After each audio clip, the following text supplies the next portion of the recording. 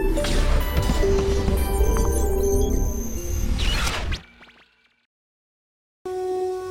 दुर्गाए नमः। जय माता दी। 5वां अध्याय। देवताओं द्वारा देवी की स्तुति। चंडमुंड के मुख से अंबिका के रूप की प्रशंसा सुनकर शुभ का उनके पास दूध भेजना और दूध का निराश लौटना। विनियोग। ओम इस उत्तर चरित्र के रुद्र ऋषि है, महासरस्वती देवता है, अनुष्टुप छंद है, भीमा शक्ति है, ब्राह्मणी बीज, सूर्य तत्व है और सामवेद स्वरूप है। महासरस्वती जी की प्रसन्नता के लिए उत्तर चरित्र के पाठ में इसका विनियोग किया जाता है। ध्यान।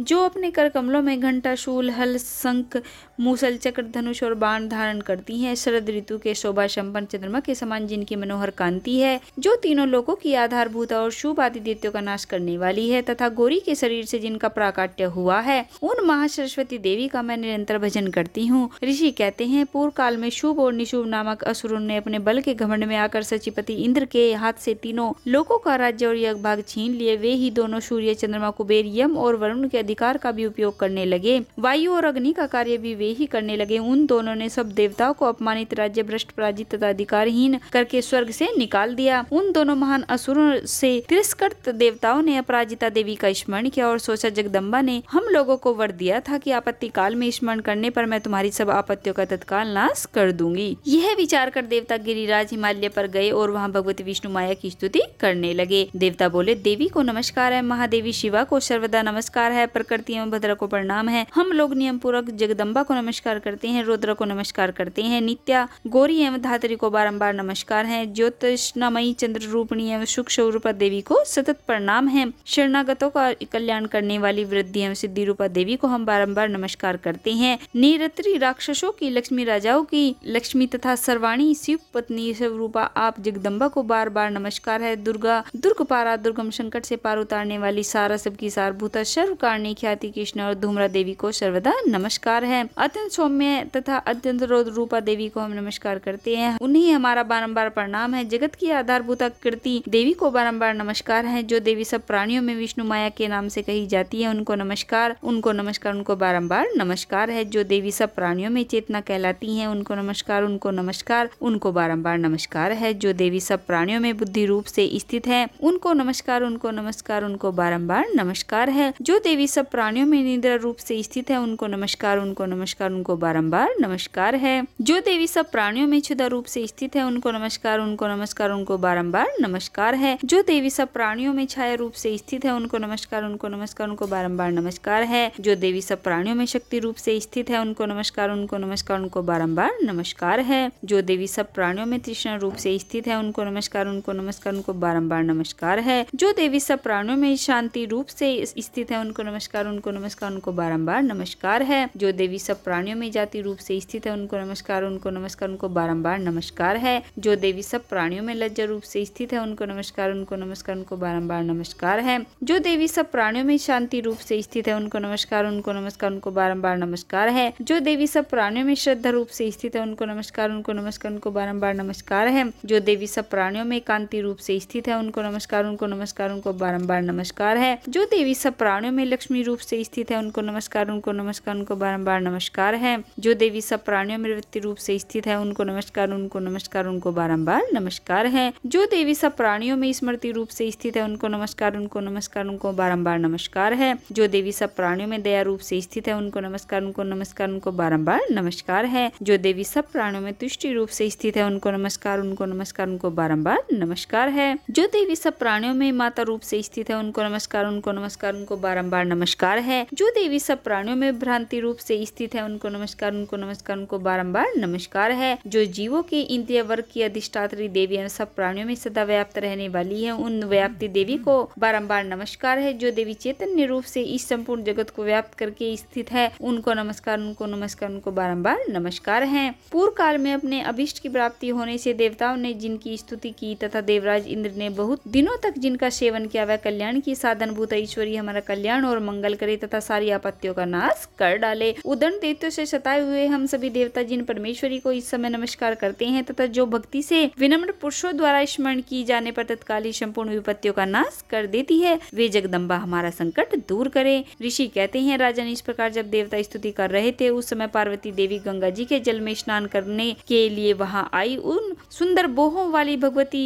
ने देवताओं से पूछा, आप लोग यहाँ किसकी स्तुति करते हैं? तब उन्हीं के शरीर को उससे प्रकट हुई शिवा देवी बोली, शुभ देते से तिरस्कृत और युद्ध में निशुभ से पराजित हो यहाँ एकत्रित हुए ये समस्त देवता यह मेरी ही स्तुति कर रहे हैं। पार्वती जी के शरीर को से अंबिका का प्रादुर्भाव हुआ था, इसलिए वे समस्त लोकों में केसिकी कही जाती हैं। केसिकी के प्रकट होने के बाद पार्वती देवी का शरीर काले रंग का हो गया, तब हिमालय पर रहने वाली कालिका देवी के नाम से विख्यात हुई। तदंतर शुभ निशुभ के वृत्त चंडमुंड वहां आए और उन्होंने परम मनोहर रूप धारण करने वाली अंबिका देवी को देखा। फिर वे शुभ के पास जाकर बोले, महाराज एक अत्यंत मनोहर स्त्री है जो अपनी दिव्य कांति से हिमालय को प्रकाशित कर रही है, वैसा उत्तम रूप कहीं किसी ने भी नहीं देखा होगा। असुरेश्वर पता लगाइए वह देवी कौन है और उसे ले लीजिए। स्त्रियों में तो वह रत्न है, उसका प्रत्येक अंग बहुत ही सुंदर है तथा वह अपने श्री अंगों की प्रभा से संपूर्ण दिशाओं में प्रकाश फैला रही है। दैत्यराज अभी वह हिमालय पर ही मौजूद है, आप उसे देख सकते हैं। प्रभु तीनों लोकों में मणि, हाथी और घोड़े जितने भी रत्न हैं वे सब इस समय आपके घर में शोभा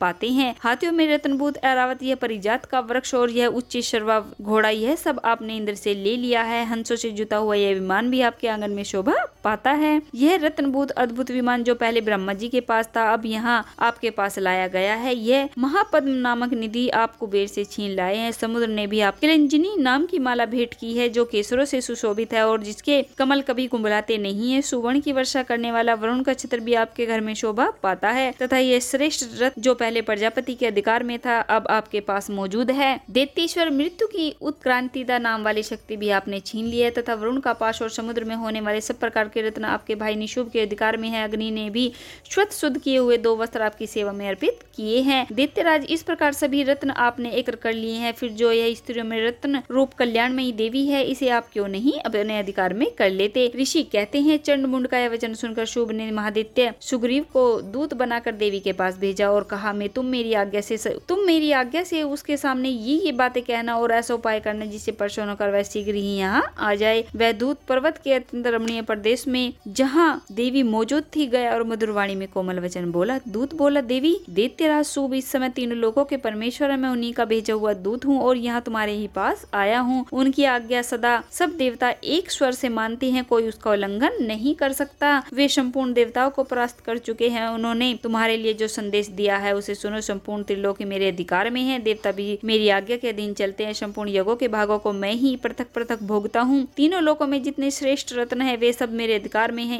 देवराज इंद्र का वाहन ऐरावत जो हाथियों में रत्न के समान है मैंने छीन लिया है। क्षीर सागर का मंथन करने से जो अश्वरत्न उच्च सर्वा प्रकट हुआ था उसे देवताओं ने मेरे पैरों पर पड़कर समर्पित किया है। सुंदरी उनके सिवा और भी जितने रत्नभूत पदार्थ देवताओं गंधर्व और नागों के पास थे वे सब मेरे ही पास आ गए हैं। देवी हम लोग तुम्हें संसार की स्त्रियों में रत्न मानते हैं, अतः तुम हमारे पास आ जाओ क्योंकि रत्नों का उपभोग करने वाले हम ही हैं। चंचल कटाक्षों वाली सुंदरी तुम मेरी या मेरे भाई महापराक्रमी निशुभ की सेवा में आ जाओ क्योंकि तुम रत्न स्वरूपा हो। मेरा वरण करने से तुम्हें तुलना रहित महान ऐश्वर्य की प्राप्ति होगी। अपनी बुद्धि से विचार कर तुम मेरी पत्नी बन जाओ। ऋषि कहते हैं दूत के यूं कहने पर कल्याणमयी भगवती दुर्गा देवी जो इस जगत को धारण करती है मन ही मन गंभीर भाव से मुस्कुराई और इस प्रकार बोली। देवी ने कहा, दूत तुमने सत्य कहा है, इसमें तनिक भी मिथ्या नहीं है। शुभ तीनों लोकों का स्वामी है और निशुभ भी उसी के समान पराक्रमी है, किंतु इस विषय में मैंने जो प्रतिज्ञा कर ली है उसे मिथ्या कैसे करूं? मैंने अपनी अल्पबुद्धि के कारण पहले से जो प्रतिज्ञा कर रखी है उसे सुनो। जो मुझे संग्राम में जीत लेगा, जो मेरे अभिमान को चूर्ण कर देगा तथा संसार में जो मेरे समान बलवान होगा वही मेरा स्वामी होगा। इसलिए शुभ अथवा महादैत्य निशुभ स्वयं ही यहाँ पधारे और मुझे जीतकर शीघ्र ही मेरा पाणी ग्रहण कर ले। इसमें विलंब की क्या आवश्यकता है? दूत बोला, देवी तुम घमंड में भरी हो, मेरे सामने ऐसी बातें न करो। तीनों लोकों में कौन ऐसा पुरुष है जो शुभ निशुभ के सामने खड़ा हो सके? देवी अन्य दैत्यों के सामने भी सारे देवता युद्ध में नहीं ठहर सकते। फिर फिर तुम अकेली स्त्री होकर कैसे ठहर सकती हो? जिन शुभ आदि दैत्यों के सामने इंद्र आदि सब देवता भी युद्ध में खड़े नहीं हुए, उनके सामने तुम स्त्री होकर कैसे जाओगी? इसलिए तुम मेरे ही कहने से शुभ निशुभ के पास चली चलो। ऐसा करने से तुम्हारे गौरव की रक्षा होगी, अन्यथा जब वे केस पकड़कर घसीटेंगे तब तुम्हें अपनी प्रतिष्ठा खोकर जाना पड़ेगा। देवी ने कहा, तुम्हारा कहना ठीक है। शुभ बलवान है और निशुभ भी बड़े पराक्रमी है, किंतु क्या करूं, मैंने पहले बिना सोचे समझे प्रतिज्ञा कर ली है। अतः अब तुम जाओ, मैंने तुमसे जो कहा है वह सब दैत्यराज से आदर पूर्वक कहना, फिर वे जो उचित जान पड़े करें। इस प्रकार श्री मार्कंडेय पुराण में सावर्णिक मनवंतर की कथा के अंतर्गत देवी महात्म्य में देवी दूत संवाद नामक 5वां अध्याय पूरा हुआ। जय माता दी।